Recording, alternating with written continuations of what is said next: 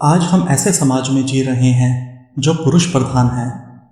आज भी जब लड़की का जन्म होता है तो अधिकतर घरों में मायूसी छा जाती है। यह और कुछ नहीं बल्कि हम मनुष्यों की अज्ञानता है जो लड़की को बोझ समझते हैं। परंतु आपको जानकर हैरानी होगी कि लड़की का जन्म हर किसी के घर में नहीं होता, बल्कि उसी के घर में होता है जो भाग्यशाली होते हैं और अपने पूर्व जन्म में पुण्य कर्म अर्जित किए होते हैं। आज हम आपको बताएंगे कि भगवान कैसे घरों को लड़की का जन्म देने के लिए चुनते हैं। एक दिन जब भगवान श्री कृष्ण से अर्जुन पूछते हैं कि माधव, किन कर्मों के कारण किसी के घर पुत्री धन की प्राप्ति होती है, अर्थात कैसे घरों में बेटियों का जन्म होता है, तब श्री कृष्ण अर्जुन से कहते हैं कि हे पार्थ, अगर किसी के घर बेटे भाग्य से होते हैं तो बेटियां सौभाग्य से, और जो भी स्त्री या पुरुष अपने पूर्व जन्म में पुण्य कार्य करते हैं उन्हें ही एक बेटी के माता पिता होने का सौभाग्य प्राप्त होता है। इतना ही नहीं, बेटियों के जन्म के लिए उन्हीं घरों को चुना जाता है जो बेटियों का भार सहन कर सके, क्योंकि तीनों लोकों में स्त्री अर्थात बेटियां ही ऐसी होती हैं जिनका भार हर कोई सहन नहीं कर सकता।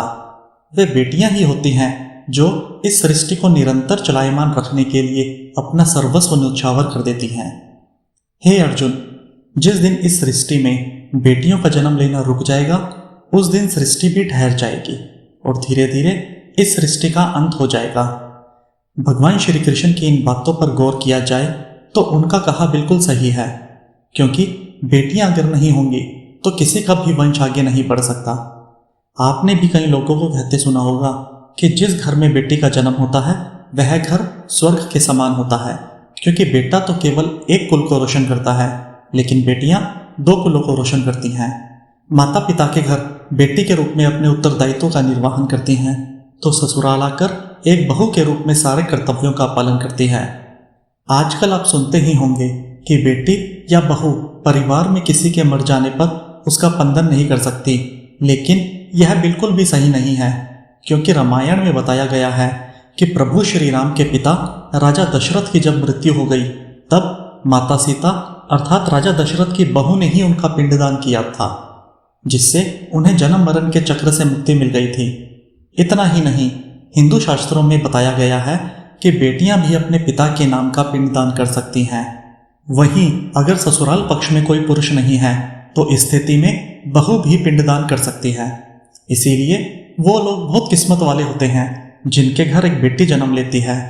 वहीं वे लोग प्रबल किस्मत के होते हैं जिनके घर एक से ज्यादा बेटियां होती हैं। शायद यही कारण है कि बेटियों को लक्ष्मी कहा गया है।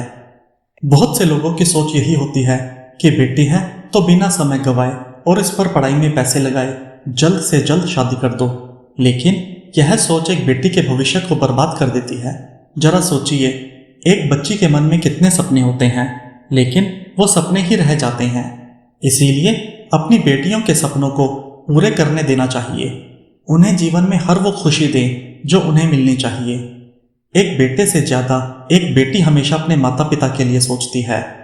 माता पिता को प्यार और अपनापन बेटी ही दिखा सकती है। बेटी के जन्म को एक जश्न की तरह मनाना चाहिए।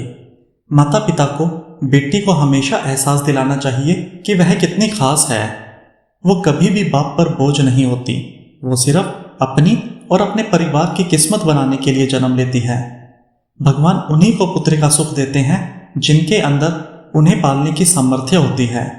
बेटियां कभी भी धन की भूखी नहीं होती, वो तो सिर्फ मान और सम्मान की भूखी होती हैं।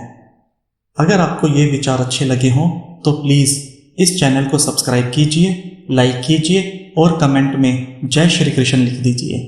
धन्यवाद।